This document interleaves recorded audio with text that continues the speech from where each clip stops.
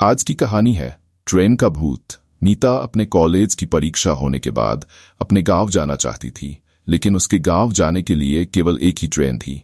इसलिए उसने 2 महीने पहले ही टिकट के लिए आवेदन दे दिया था, लेकिन उसके टिकट का स्टेटस अभी तक वेटिंग लिस्ट ही था। अगले दिन उसका सफर शुरू होने वाला था, जिसके लिए उसने कुछ खाने पीने की सामग्री और रास्ते में पढ़ने के लिए एक नॉवल खरीदा, जिसका नाम था ट्रेन का भूत। दरअसल नीता को भूतिया कहानी पढ़ने में बड़ी दिलचस्पी थी। वह अक्सर इसी तरह की बातें किया करती थी, इसलिए ज्यादातर विद्यार्थी नीता से बात करना पसंद नहीं करते थे।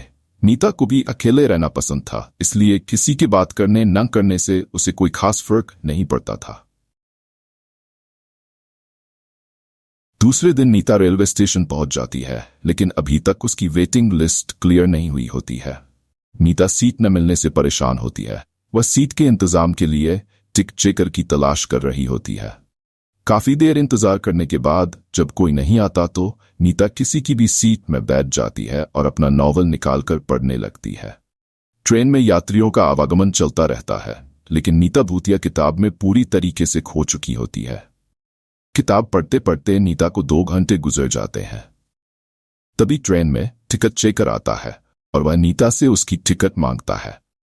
नीता अपनी टिकट दे देती है, लेकिन नीता का टिकट वेटिंग लिस्ट होता है।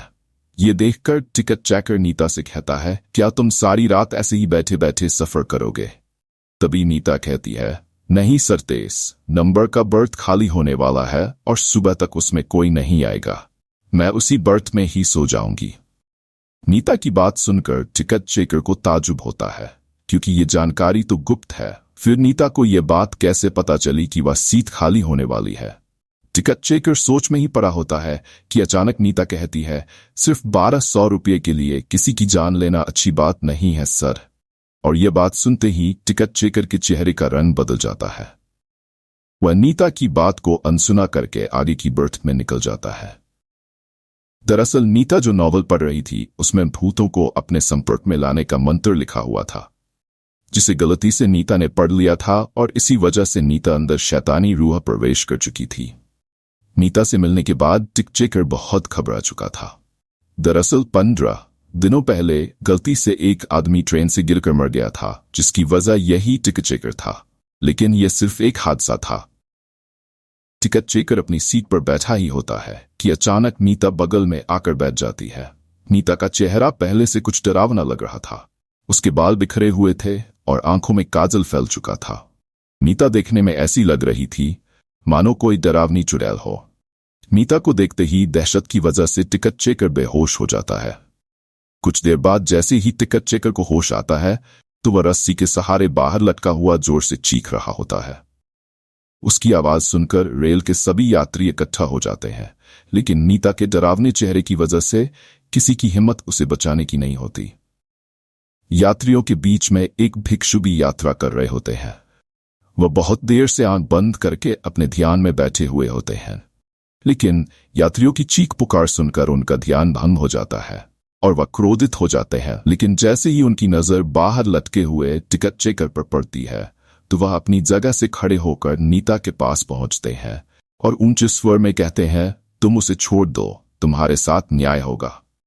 उनके कई बार बोलने पर भी जब नीता ऐसे ही खड़ी रहती है तो भिक्षु आंख बंद करके खड़े हो जाते हैं और कुछ ही देर में उन्हें पता लगता है कि जब तक नीता के हाथ में ये नॉवल है तब तक भूतिया साया उसके ऊपर से नहीं हटेगा। भिक्षु अपनी बुद्धिमत्ता से नीता के हाथ से नॉवल छीन लेता है और उसे ट्रेन से बाहर फेंक देता है। नॉवल का संपर्क जैसे ही नीता से दूर होता है तो वह बेसुध होकर ट्रेन के अंदर गिर जाती है।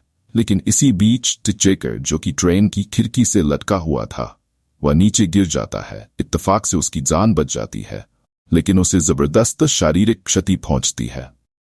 भिक्षु नीता को अपने काबू में करते हुए रेल से नीचे उतार लेते हैं और उसे उपचार हेतु अस्पताल पहुंचा देते हैं। रेल पुलिस की टीम टिकट चेकर को मौके पर जाकर इलाज मुहैया करवाती है। वह भूतिया नॉवल इंतजार कर रहा है अपने अगले शिकार का, और इसी के साथ रेल की भूतिया दास्तान कहानी समाप्त हो जाती है।